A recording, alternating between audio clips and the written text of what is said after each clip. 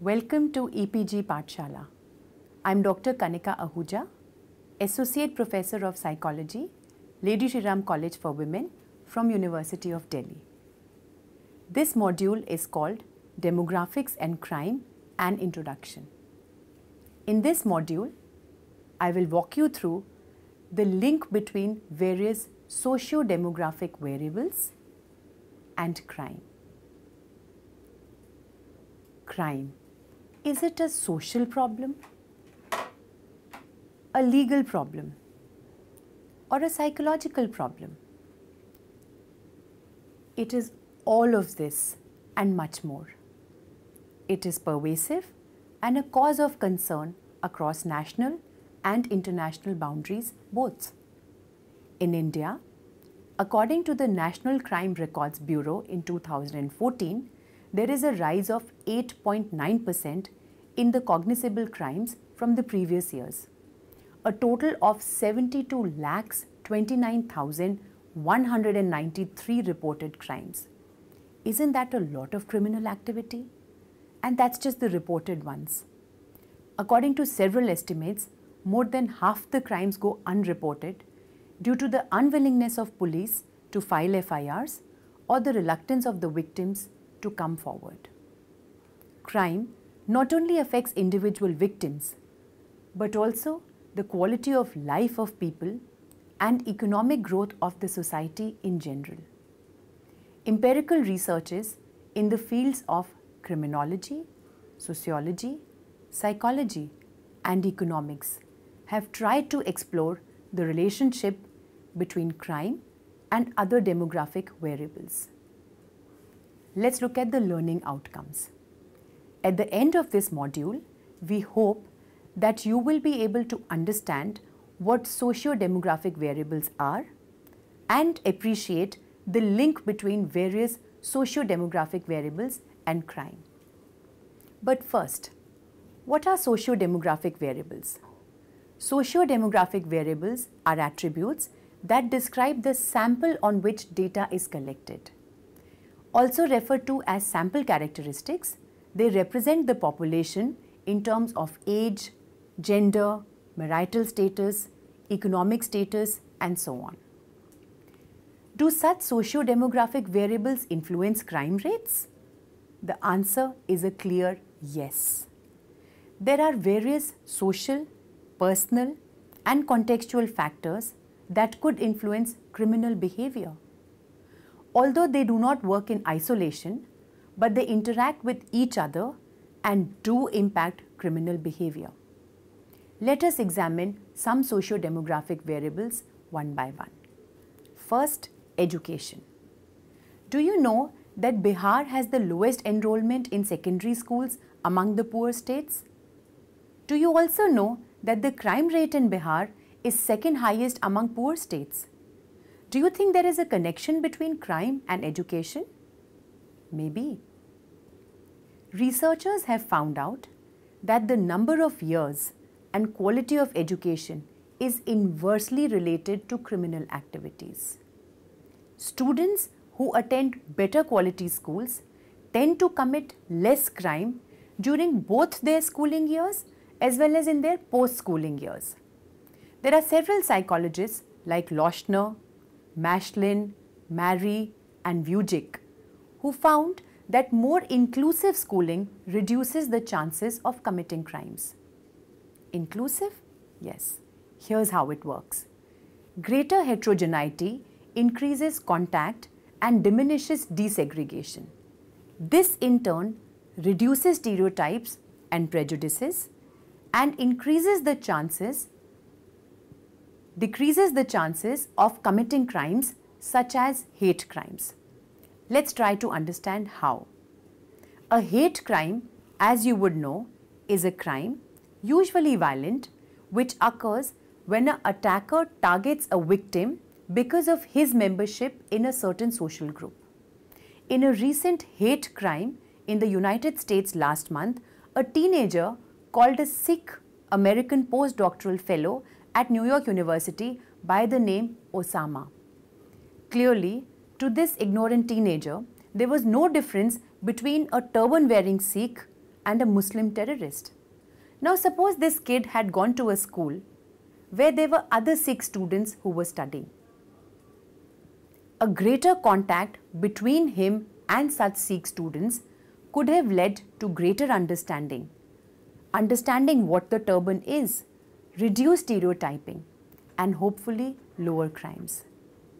According to research, schooling also tends to remarkably decrease the chances of committing murders, assaults, and motor vehicle thefts.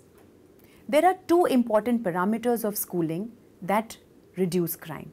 First, the number of years of schooling, and second, the quality of schooling. Quality of schooling includes student-teacher ratio and teacher salary in adequate measures. This has been found to reduce arrests. So am I saying that to fight crime, we should increase the salary of teachers? I wish.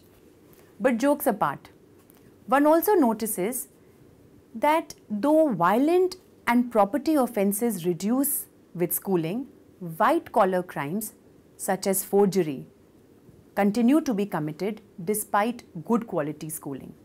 This has been found especially true for females according to researchers like Lochner, who did this study in 2010. But why do you think education leads to reduced likelihood of crime? Education can affect crime through three main mechanisms. The first is income. A decent education increases the chance of making decent money. After all, you have acquired greater skills. There is improved labor market opportunities. Basically, this makes working more worthwhile than engaging in criminal activity. Second, vision for the future. With education comes a promise for better future. Better future in every which way. Better money, better marriage opportunities, better social networking, you name it. This means that more educated people are less likely to engage in risky criminal behaviors that could endanger their future. School or college dropouts, on the other hand, tend to care more about their today rather than tomorrow, showing much greater propensity for risk-taking behavior. Third, opportunities.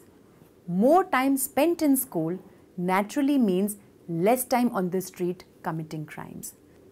The second socio-demographic variable that deserves our attention is gender.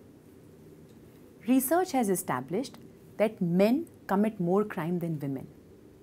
Although the gap between male and female offenders is reducing, there is a difference in the seriousness of crimes committed by the two. A rise is being seen in the case of female offenders, especially in the case of property and white-collar crimes.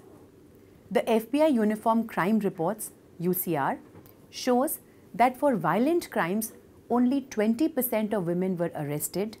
When it came to property and white-collar crimes, the percentage went up to 40%.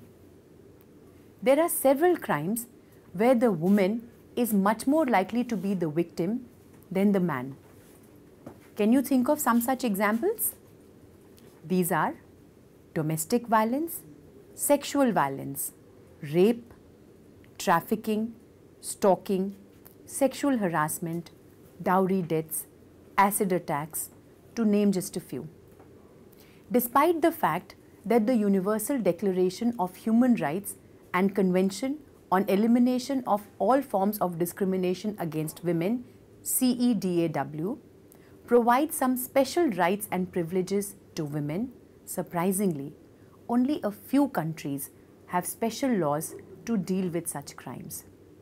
When it comes to breaking the law, crime is definitely a man's world. So why are men more likely to commit crimes? Let us now try to understand some reasons. First, the educational perspective. This proposes that years of completed schooling, quality of elementary and secondary schooling demotivates women from committing crime. Social networking and family bonding is also stronger among women. This acts as a stress buffer and reduces the internal or even external need to commit crimes. Second, the nature of crime perspective. This states that women commit crimes that are of a personal nature, like homicide, when they are suffering domestic violence inflicted by their partners or husbands. They are definitely less likely to involve themselves in gang-related activities. Third, this is the participation in labor perspective. This says that females tend to go out less and are more involved in domestic work. This lowers the opportunity of committing crimes. This, of course, seems to be changing today with increasing number of women now going out to work. The fourth, caregiver role perspective.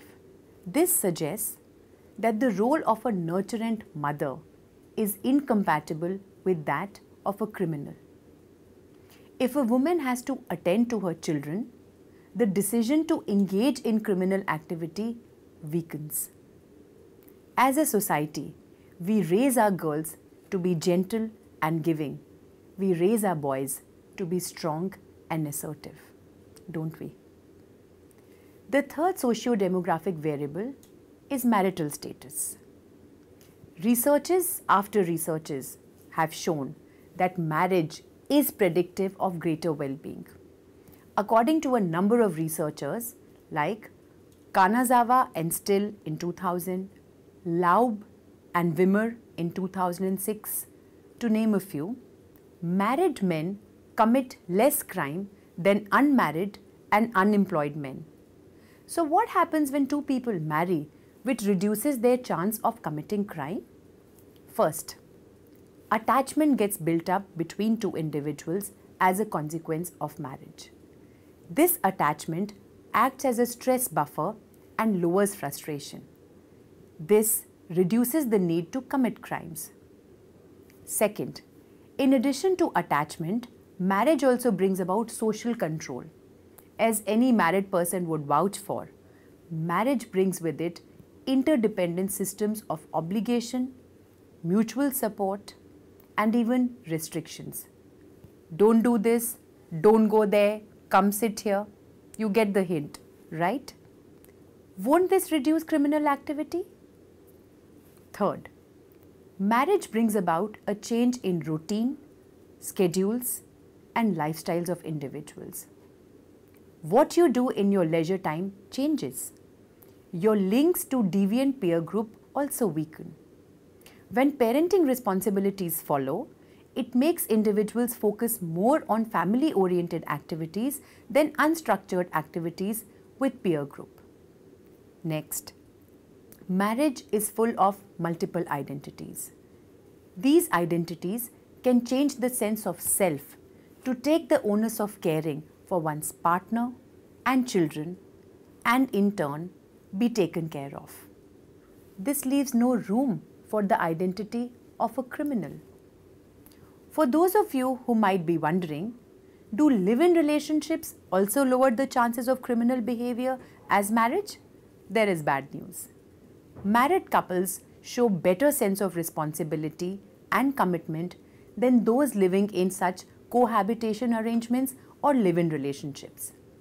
There are legal aspects too that come along with the same. This seems to be the reason why women show higher risk of physical abuse from men when in live-in relationships as compared to when in a stable marital relationship. Let me share some interesting facts with you regarding marriage as an antidote to crime. Did you know that marriage was once considered as an intervention to reduce crime rates? Don't want to commit crime? Get the person married. Criminals who are able to sustain their marriage have been known to move away from crime after getting married. A greater number of juvenile delinquents come out of marital relationships that are marred by conflicts. So the quality of marriage also matters. Let us now turn our attention to the fourth socio-demographic variable, age. Insights from developmental psychology tell us that age-related expectations and options influence decisions and course of events. Transitions take place over trajectories that pertain to certain life events in our lifespan, such as work, parenthood, marriage, and so on.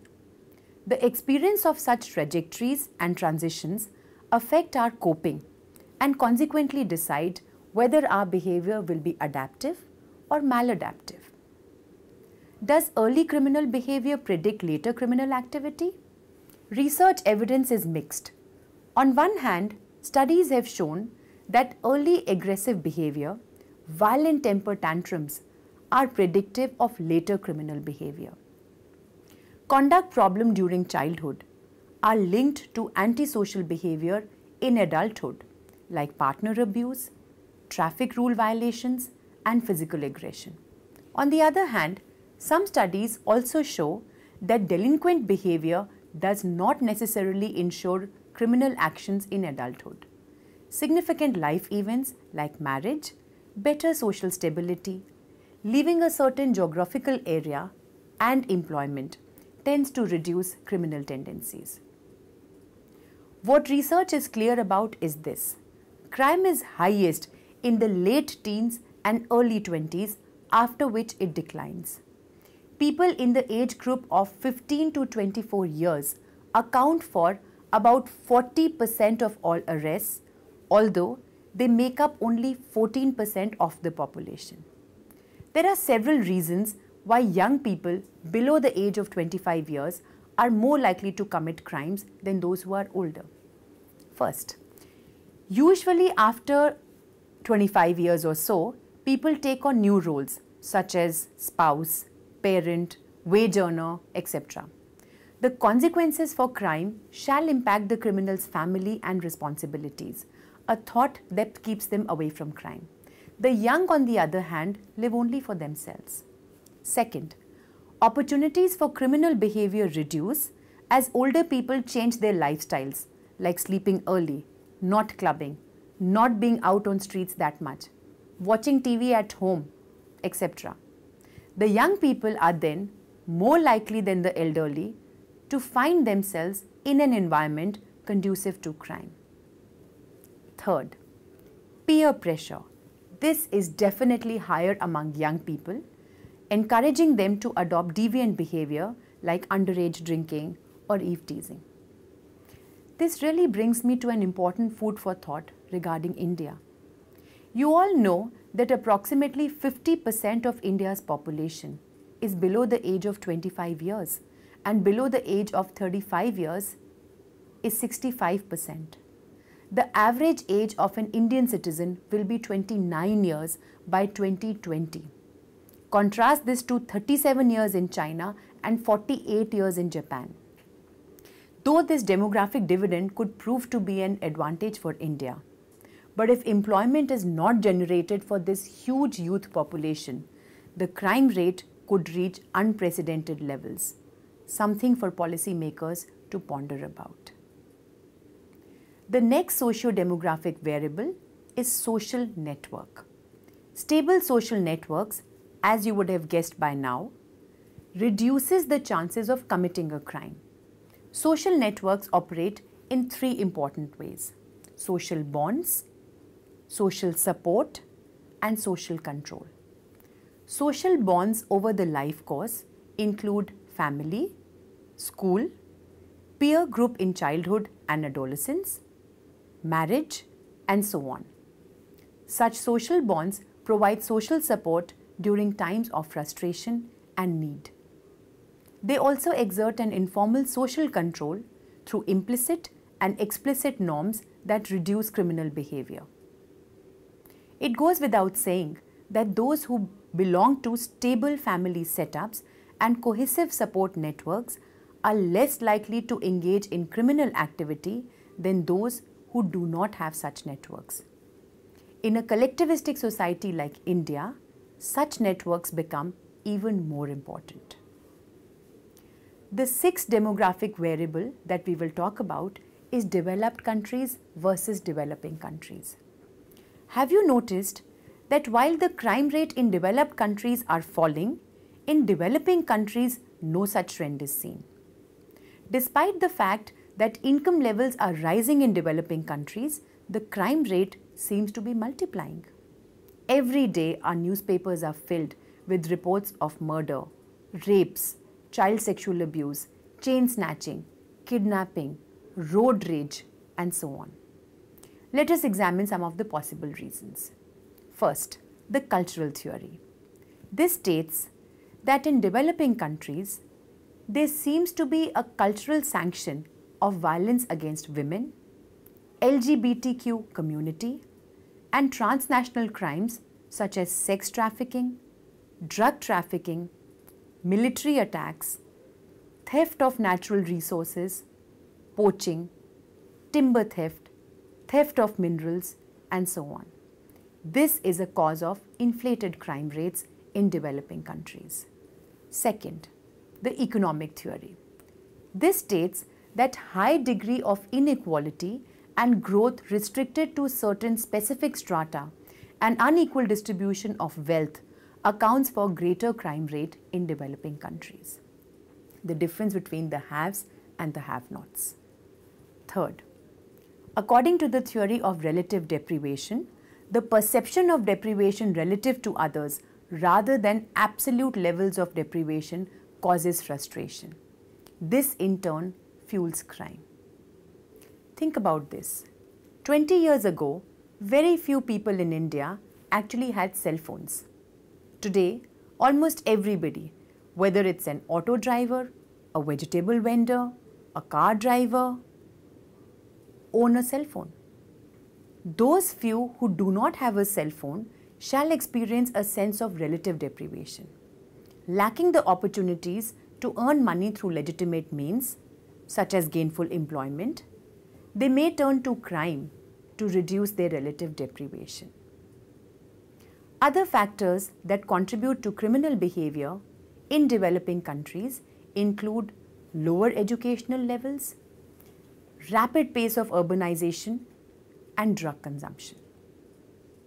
The next socio-demographic variable that we shall discuss is the employment status. Try to think about those who have stable jobs versus those who are not working.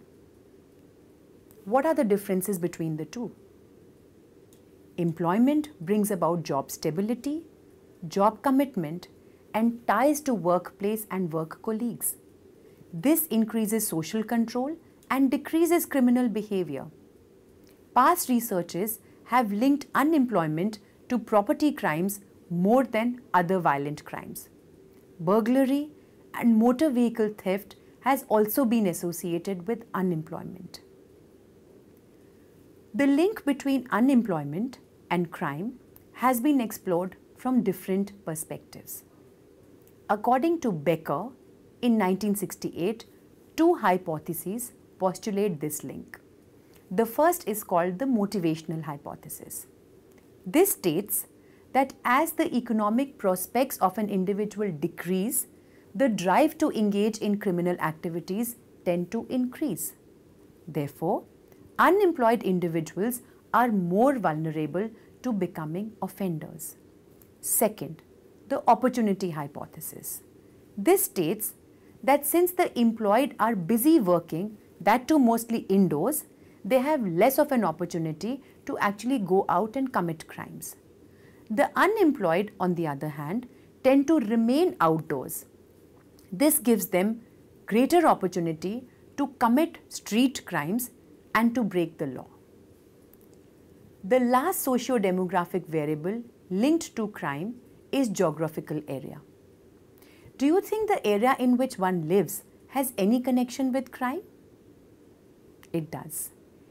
Environmental criminology emphasizes on distribution of crime opportunities as well as social correlates of crime in the so-called crime hotspots. For instance, urban structures and city designing with land use could attract opportunistic offenders. Easy permeability in certain streets could offer criminals and passerbys multiple entry points and escape routes. motivated offenders, appropriate targets, and absence of guardians together create a perfect ground for commission of crime. The notion of neighborhood includes risk factors like concentrated poverty, lack of social cohesiveness, ethnic heterogeneity, low socio-economic status, and population instability. Such factors limit community cohesiveness and informal social control, especially of the young people, which leads to increased crime rates. When the neighborhood is socially heterogeneous, residential accommodation is temporary. This acts as a barrier to communicate effectively. Lack of trust in neighbor relationships reduces the perceived capacity for collective action that can then act as a barrier to crime reduction, especially in adverse structural conditions like high unemployment and increased poverty. Studies have revealed that locations where affluent areas share borders with deprived neighborhoods tend to have greater number of burglaries compared to affluent areas being close to each other. Similarly, hotspots for drug trade are linked to the housing quality, with low levels of drug dealing in relatively lower socio-economic strata concentration. According to a Times of India report dated July 13, 2017, a 300-strong mob which was armed with sticks and stones armed a housing society in Noida, believing that one of their neighbors, this was a 30-year-old woman who had been working as a maid. She was supposedly held captive and thrashed after being accused of theft by the employer. You may have certainly read about this case. During a 3-hour siege, the mob pelted the society walls and guards' enclosures with stones and concrete chunks. Some of them forced their way in and vandalized the flat of the employer of the maid. In 2 hours, the society resembled a battle zone with a huge crowd gathered outside and a police contingent in riot gear ordering them back. The maid wasn't even found there. What do you think were the possible reasons for this criminal behavior? Neighborhood? Unemployment? Relative deprivation? Or low education? Possibly all of these.